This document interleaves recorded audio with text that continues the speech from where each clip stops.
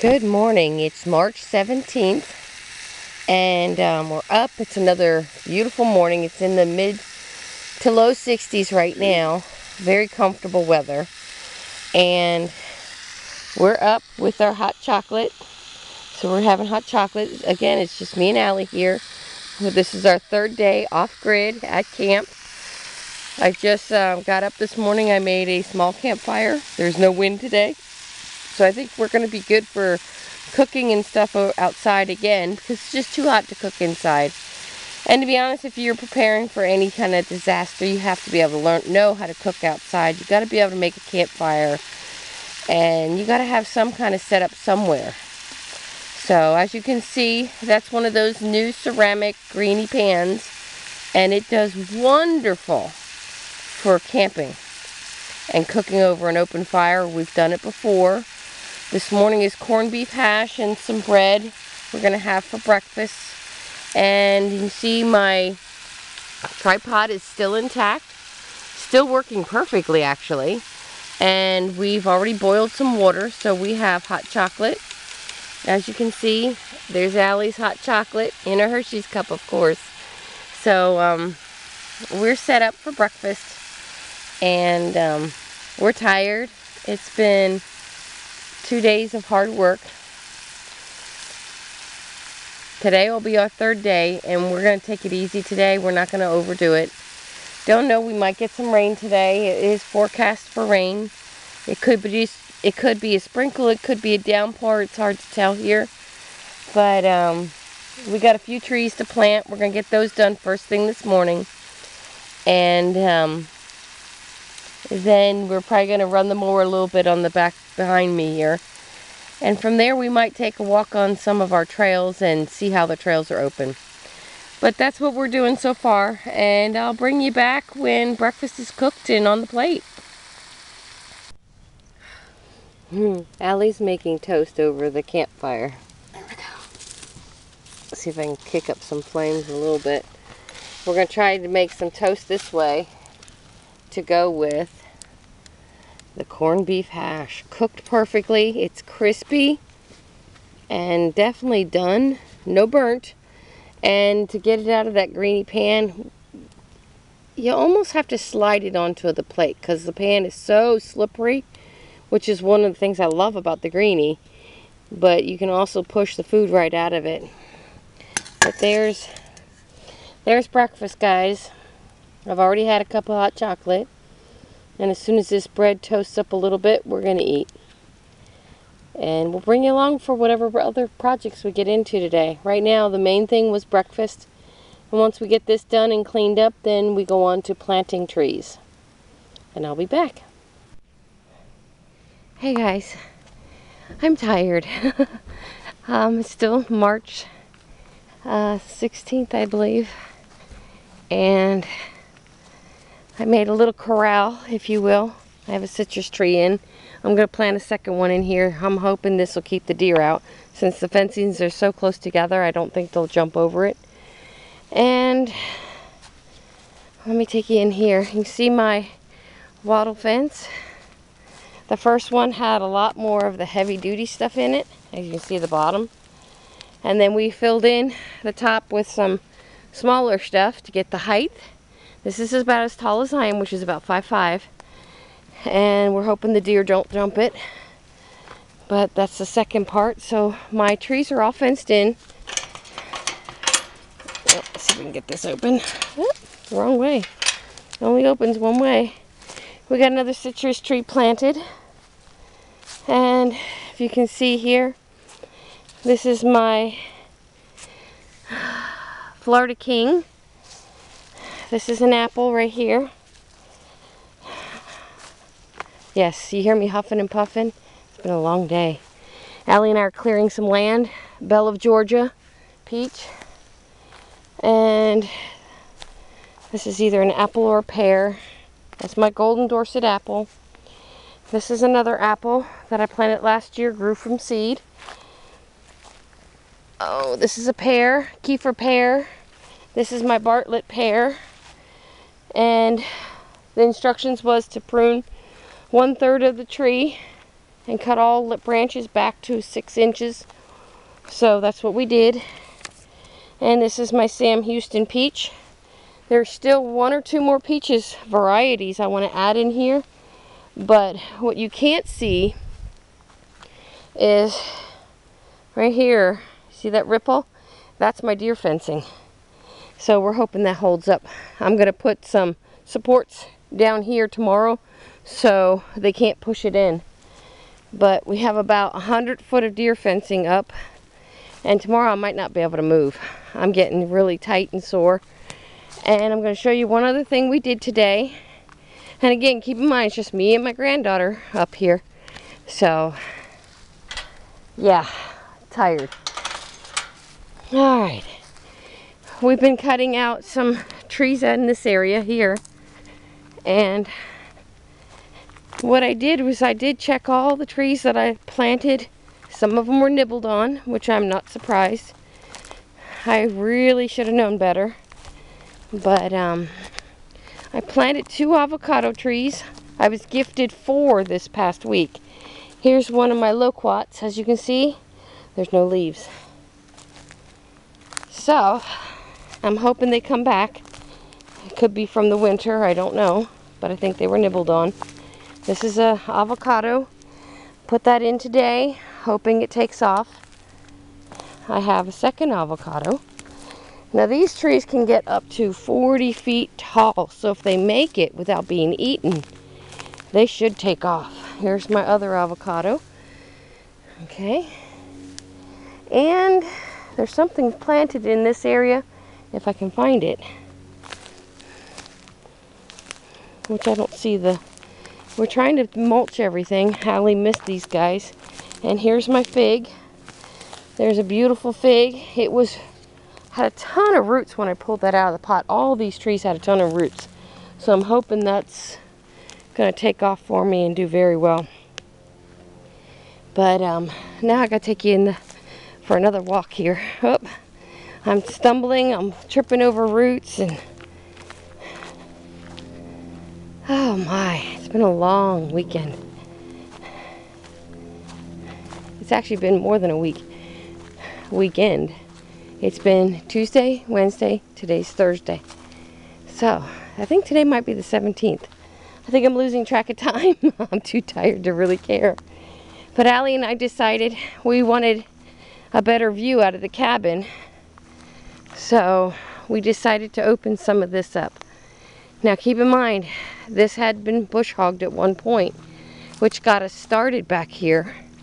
But from there, the bush hogger was not able to get through some of the heavier stuff. So Allie and I opened this whole section up here. This is my mulch pile that I was very lucky to get last year. Look how black that is. It's breaking down beautiful. We use it when we need to. And from this line of pines to that pine, we opened all that up. This was all thick, just like this. It took us about an hour and a half to do this section, just this section alone. And as you can see, I have big piles of brush there. I got brush there. Tomorrow, see how I feel. What I do is I set my sight on some pine trees, and that's how I set my goal for opening up more woods. And the woods need to be maintained. They need to be opened so the pines can thrive. And anything else, you know, can get through and manage their lives in here. The deer, everything will do better once we open up some of this woods. So my goal will probably be to this pine tree right here and then straight back, if we have backs that aren't tearing us up tomorrow morning. But we got a lot done. I'm real happy with this because now I can see. Now in the back here, this was bush hog. And when Jim comes up with us next time, he has a blade he puts on his weed whacker. And he can come through here and take down all the high stuff. That green stuff right there, that all can be taken back down. And he'll do that for me. And that'll take our line. This is the line that was bush hogged right here. So, And you can see how open this is. That's what we're trying to get more of, this opening. And we also have some trees we're going to have to cut down. But look how thick this is. This is what we deal with when we're trying to open our woods. And this is one of the reasons we're doing it. Because it's so thick. We can't really function here. And of course we have the animal trails that meander all through here. Don't know if we're going to take this one down, because right now it's pretty stable and it's not interfering. This is all new growth from last year. We have a tree that came down back here. Let's see if I can get there to show you. That tree will have to be taken down all the way. And we're talking about opening up a trail. See if I can get through my bushes here. See this trail here? This stays open. This is the tree that's down right here. This was all open. This was open right through here, and there was a trail that went around back there. But this tree snapped. I don't know if you can see it. The top of the tree is up there. But it did snap from right in there. So we're going to have to chainsaw this up. And look at how thick this tree is. We're going to have to probably lop a lot of these exterior limbs off just to get to a chainsaw point. I mean, it's just so thick here. But yeah, my goal is to open up what I can, but keep the perimeter as closed as possible for privacy. That's the whole goal. Be able to function back here and be private. But yeah, this is... See how that total snap there. That's old though. That's been there for at least 1 year now, I think. Yeah, and we're working on clearing from the opposite side of this way. So when I get to it, I get to it. Right now, nobody plays back here, so. But yeah. The amazing thing is we haven't mowed this side yet, but we're going to try and do that too tomorrow.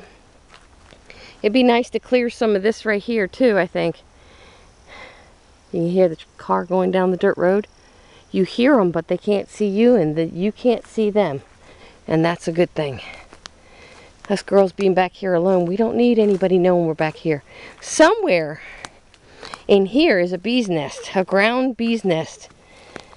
And I don't want to get too close because I don't want to piss them off. But I don't see it this year. Because when I mowed in here last year, they got me good. But look how thick. There's a lot of stuff that could be trimmed up and cleaned up. This here is just a wall of wax myrtles, or what they call bayberry. So, not sure what we're going to do. This might be our line for clearing. You can see this is where the bush hog went through. He bush hogged this as well. I think the last time we were up, Jim came through with the weed whacker and weed whacked all this. Now he's got to come in and do what he can here. Anything that's not the thickness of a small tree, he can take down. So, it's a work in process. But when we bought this land, you couldn't see 5 feet in front of you. You can see how much work we've done.